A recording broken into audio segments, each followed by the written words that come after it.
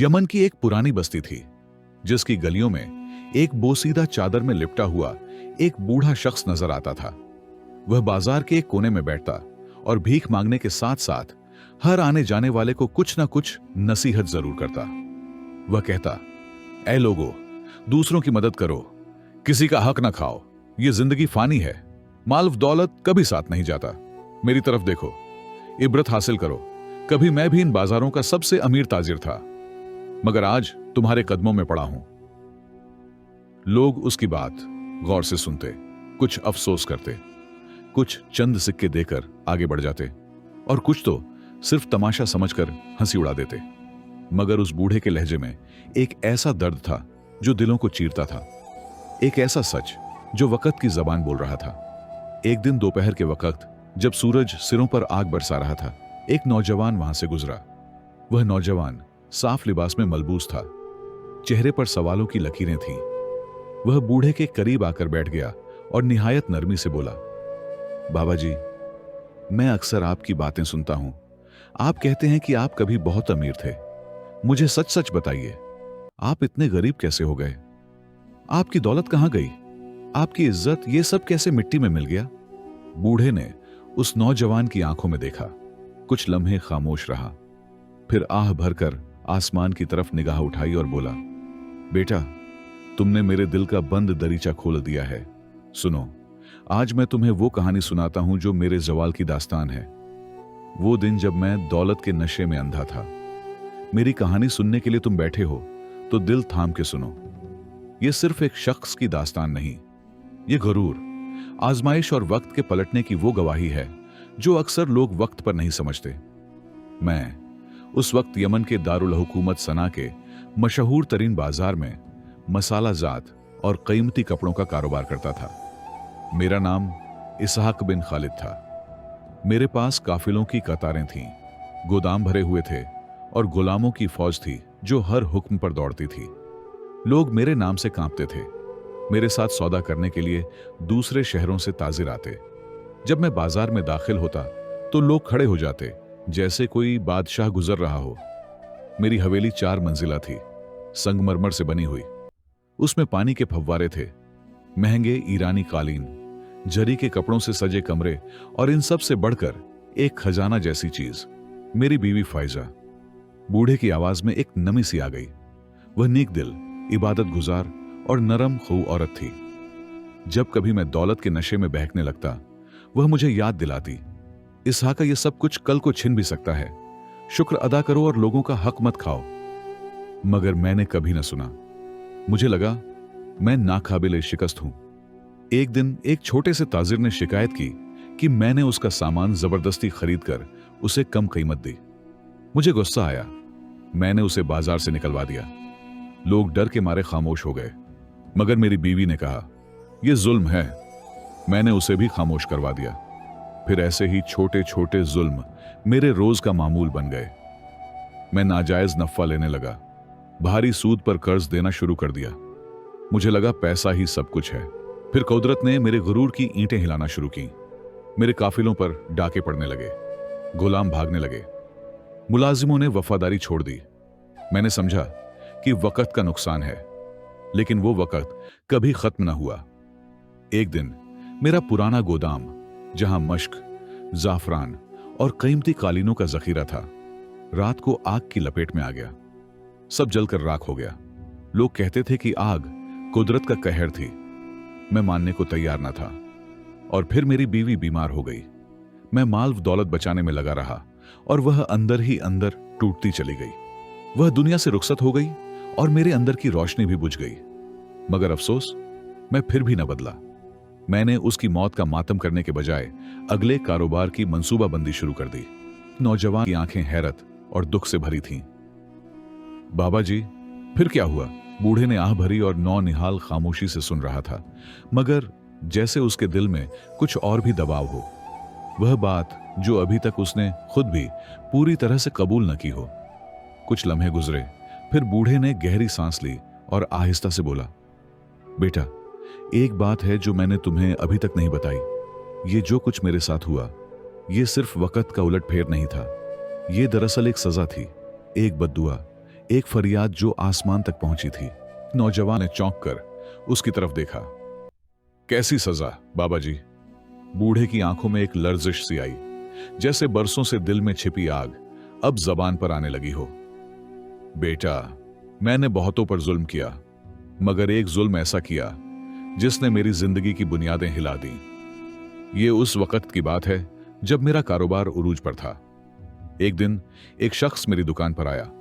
उसके चेहरे पर गरीबी की झुर्रियां थीं, लिबास पर गर्द जमी हुई थी, मगर उसकी आंखों में एक अजीब सी रोशनी थी। वह आहिस्तगी से मेरे पास आया और बोला, इसाका भाई, मैं तुम्हें जानता हूं। मैं कभी खुद भी एक बहुत बड़ा ताजिर था। शायद तुमने मेरा नाम सुना हो। अब वक्त ने ऐसा पलटा खाया कि सब कुछ लुट गया। मेरी बीवी बीमार है, मेरे पास दवा के पैसे नहीं, मुझे कर्ज चाहिए। मैंने उसे ऊपर से नीचे तक देखा। दिल में गुरूर का खंजर चमका। सोचा, जब ये अमीर था तो क्या मुझे जानता था? अब आया है मेरे कदमों में। फिर उसने जेब से एक छोटा सा कपड़ा निकाला और मेरे सामने एक चमकता हुआ हीरा रख दिया। वह हीरा ऐसा नायाब, ऐसा कीमती कि मेरा दिल कांप गया। उस वक्त की कीमत के लिहाज से वह मेरी आधी दौलत के बराबर था। मैंने फौरन दिल में फैसला कर लिया कि यह मौका हाथ से जाने नहीं दूंगा। मैंने उस शख्स से कहा, यह मामूली सा पत्थर है, बाजार में इसकी कोई खास कीमत नहीं। हां, अगर तुम चाहो तो मैं इसे एक सोने के दिनार में खरीद सकता हूं। वह रो पड़ा, मगर मजबूरी ने उसे खामोश कर दिया। उसने हीरा मेरे हवाले किया और मैंने उसे सिर्फ एक दिनार देकर रुखसत कर दिया। वह जाते वक्त बोला, इसहाका, तुमने मेरा आखिरी सहारा छीन लिया। अगर यह जुल्म है तो याद रखना, अल्लाह इंसाफ जरूर करता है। बूढ़े की आवाज कांप गई। उसने आंखें बंद कर लीं। आज तक मुझे उस शख्स की आंखें याद आती हैं। उसके अल्फाज मेरे कानों में गूंजते हैं। शायद वह बद्दुआ नहीं थी, एक मजलूम की फरियाद थी, और फरियाद कभी रायगांव नहीं जाती। नौनिहाल की आंखों में हैरत, दुख और इबरत के रंग झलकने लगे। बाबा जी, फिर आपने उस शख्स को दोबारा कभी देखा? क्या आपने उस जुल्म का इजाला किया? बूढ़े ने आसमान की तरफ देखा और आहिस्ता से कहा, नहीं बेटा, मैंने बहुत तलाश किया, बरसों बाजार के चक्कर लगाए, मस्जिदों में बैठा, हर फकीर को देखा, हर ताजिर को टटोला, मगर वह शख्स फिर कभी न मिला। शायद रब ने उसे मुझ से छिपा लिया था। तब मैंने फैसला किया कि अब हर दिन, हर लम्हा मैं उस जुल्म का कफ्फारा चुकाने की कोशिश करूंगा। मैं हर फकीर को देता हूं, हर साइल को इज्जत देता हूं, हर सच को सच कहता हूं, क्योंकि मैं जानता हूं जिस दिन मैंने उस शख्स के साथ धोखा किया, उसी दिन मेरे नसीब का दरवाजा बंद हो गया था। फिर वह दिन आया जब मेरी आखिरी उम्मीदें भी जमीन बोस हो गईं। मैंने सारा सरमाया एक बिहरी जहाज में लगा दिया जो हिंद से मसाला लाने जा रहा था। वह जहाज कभी वापस न आया। समंदर ने मेरे गुरूर, दौलत और तकब्बुर को निगल लिया। जब मैं बाजार वापस आया तो मेरा हिसाब करने वाले भी न बचे। मैं तन्हा, मुफलिस और बेयार मददगार हो गया। तब मुझे उस वक्त की बातें याद आईं जो फाइजा कहती थी, ये सब अल्लाह का था और वह जब चाहे वापस ले सकता है। आज मैं यहां बाजार की इस दीवार से टेक लगाकर बैठा हूं, वही दीवार जो कभी मेरे गोदाम की पुश्त हुआ करती थी। बूढ़े की आंखों में नमी थी, पर लहजा पुरस्कून। नौनिहाल, जो अभी तक खामोश बैठा था, उसके चेहरे पर अब सवाल बनने लगे। वह बोला, बाबा जी, जब आप सब कुछ खो चुके थे तो फिर आपने क्या किया? क्या किसी ने आपकी मदद की? क्या आपने दोबारा कोशिश की? बूढ़ा थोड़ा सा हंसा, एक ऐसी हंसी जो दर्द में भी लिपटी हो और थकन में भी न बैठे। उस वक्त तो जैसे सब मेरी जिंदगी से मुंह मोड़ चुके थे। जिन दोस्तों के साथ मैंने दस्तरख्वान पर सोने की थालियां सजा रखी थीं, वही दोस्त मेरे दरवाजे पर आने से पहले अपने दरवाजे बंद कर लेते। मैंने लोगों से कर्ज मांगा जिन्हें कभी मैंने बिना मांगे दिया था। उन्होंने मुझे झूठे वादों से टरकाया और यूं मैं जो कभी महल्लात में बैठता था, अब गलियों में सर झुकाकर चलने लगा। भूख पहली चीज थी जिसने मुझे तोड़ा। 2 दिन तक कुछ न खाया, बस पानी पीता रहा। फिर तीसरी रात एक मस्जिद के सहन में सो रहा था कि किसी ने पुरानी सूखी रोटी का टुकड़ा मेरे सामने रख दिया और वह पहला लम्हा था जब मैंने हाथ फैलाया। वह पहला लम्हा था जब मेरा गुरूर पूरी तरह टूटा।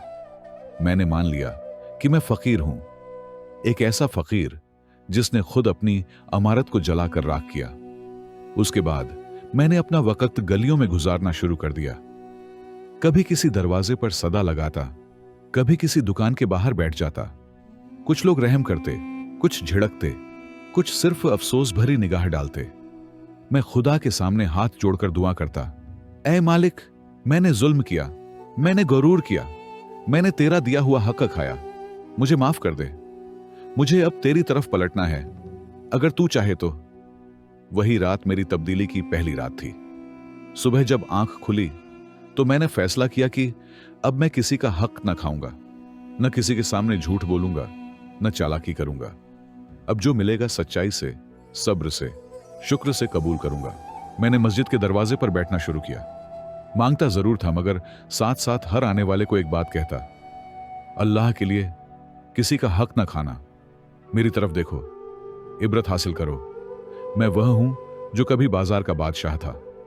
कुछ लोग थक थक जाते, कुछ सुनते, कुछ रोते और कुछ चुपचाप पैसे देकर चले जाते, मगर मुझे सुकून मिलने लगा। फिर एक दिन एक आलिम मस्जिद में आए। वह मेरे करीब बैठे, मेरा हाल सुना और मुझसे कहा, इसहाक, तुमने बहुत कुछ खोया, मगर अब तुम जो बातें करते हो वो लोगों के दिल बदल सकती हैं। अपनी जिंदगी को एक नसीहत बना दो। तुम्हारी आवाज वक्त के मुसाफिर को राह दिखा सकती है। तब से मैं गलियों में घूमता हूं, बाजारों में बैठता हूं और यही कहता हूं, लोगों, अल्लाह से डरो, गुरूर न करो, जुल्म न करो, किसी को हकीर न जानो। जो कुछ है वह उसी का दिया हुआ है और वह जब चाहे वापस ले सकता है। बूढ़े ने नौनिहाल की तरफ देखा। तुमने मुझसे मेरी कहानी पूछी और मैंने तुम्हें अपनी जिंदगी की किताब खोलकर सुना दी। अब यह तुम पर है कि तुम इसे बंद करके भूल जाओ या इससे सबक लेकर अपनी जिंदगी को बेहतर बना लो। नौनिहाल की आंखें भीग चुकी थीं। वह खामोशी से उठा और आहिस्ता से बोला, बाबा जी, वह शख्स जिससे आपने हीरा लिया था, उसका नाम क्या था? बूढ़े ने चौंक कर नौनिहाल की तरफ देखा, जैसे किसी पुरानी याद को झंझनोड़ दिया हो। नाम? हां, उसका नाम यूसुफ था। मैंने कई बार उसका नाम पुकारा, कई बार उसकी तस्वीर आंखों में ताजा की, मगर कभी दोबारा ना देखा। नौनिहाल की आंखों से आंसू बहने लगे।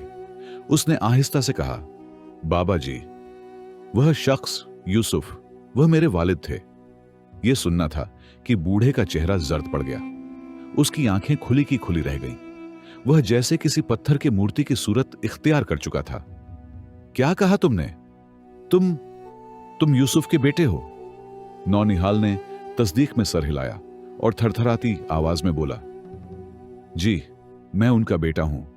मेरे वालिद मुझे बचपन में अक्सर बताते थे कि उनकी सबसे बड़ी महरूमी एक ऐसा दिन था जब उन्होंने एक ताजिर से मदद मांगी और बदले में अपना आखिरी सहारा खो दिया। वह हीरा उनके खानदान की आखिरी निशानी थी। मेरे दादा ने उसे अपने हाथ से तराश कर महफूज रखा था। बूढ़ा दोनों हाथों से अपना चेहरा ढांप कर रोने लगा। या अल्लाह, तूने मुझे वही शख्स भेज दिया जिसका मैं मुजरिम हूं। तू कितना आदिल है। मैंने तौबा की, मगर असल हिसाब तो यह था। कुछ लम्हे बाद वह बमुश्किल बोल पाया, बेटा, वह हीरा, वह अभी भी मेरे पास है। मैंने उसे कभी बेचा नहीं। नौनिहाल ने हैरत से उसकी तरफ देखा। वाकई आपके पास है? बूढ़े ने कांपते हाथों से अपनी चादर के नीचे बंधे एक अंदरूनी कपड़े में लिपटा हुआ एक चमकता हुआ नीला हीरा निकाला।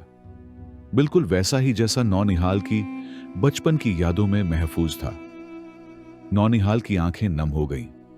यही है मेरे वालिद की आंखों की चमक, उनकी आखिरी उम्मीद। बूढ़े ने कांपते हाथों से वह हीरा नौनिहाल की तरफ बढ़ाया।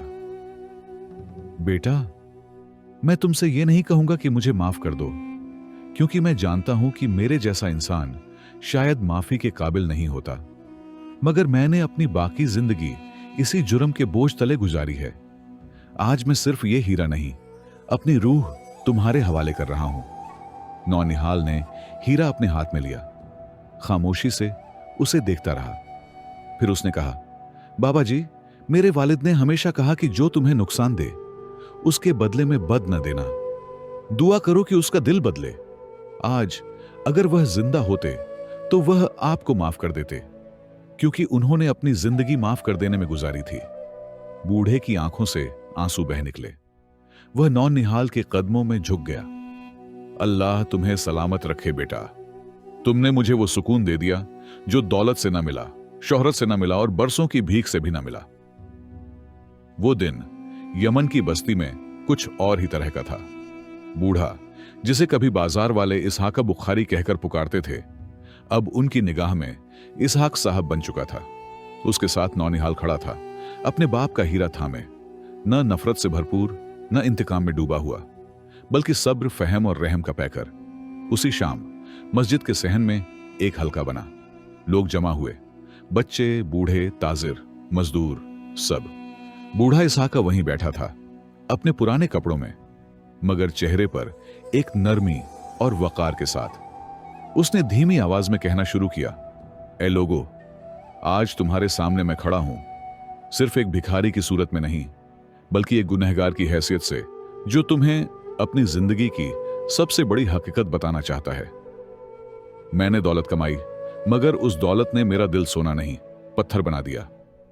मैंने जुल्म किया और उस जुल्म का फल मैंने तन्हाई, गरीबी और रोती रातों की सूरत में छका। मगर मैं आज तुम्हें यह बताने आया हूं कि अगर तुम्हारे दिल में सच्चाई हो और तुम माफी मांगना सीख जाओ, तो अल्लाह तुम्हें उसी तरह माफ कर देता है जैसे मां रूठे बच्चे को गले लगा लेती है। उसने लड़के की तरफ इशारा किया। यह नौनिहाल मेरा वो कफ्फारा है जो रब ने मुझसे खुद कबूल करवा लिया। मैंने उसके बाप से एक हीरा छीन लिया, मगर इस बेटे ने मुझे वो सुकून दे दिया जो सारी दुनिया के हीरे न दे सकते थे। बस्ती के लोग खामोश थे, कुछ की आंखें भीग गई थीं, कुछ वो भी थे जिन्होंने इस बूढ़े को हकीर समझकर नजरअंदाज किया था। आज वह उसकी बातों को दिल से सुन रहे थे।